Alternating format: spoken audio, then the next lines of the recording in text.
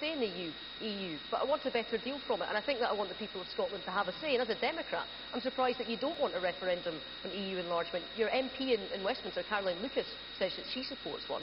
In fact, the most people in Scotland support them. Even most SNP voters support them, because they recognise that if you're under 56.5 years old, you've never been given your say on the European Union. But I think it's disingenuous of Patrick to say that no means out and yes means in, when actually the opposite is true. No means we stay in, we are members of the European Union, and yes, if the Conservatives win the next election, which frankly isn't looking likely by the polls, but we're trying our best, that we will allow people to have their say.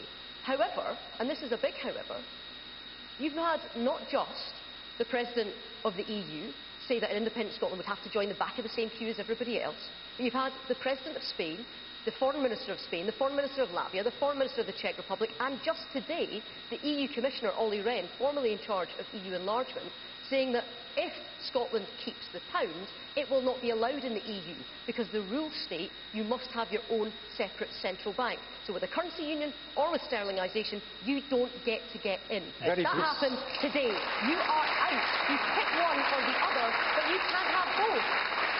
Very briefly, before I have to take some audience contributions, very briefly. Precisely the same kind of scaremongering that a previous Tory Prime Minister used to come up with in saying that German reunification would be legally impossible. It would take years to achieve. And when the mandate was there, when the democratic mandate was there, it was achieved within months. I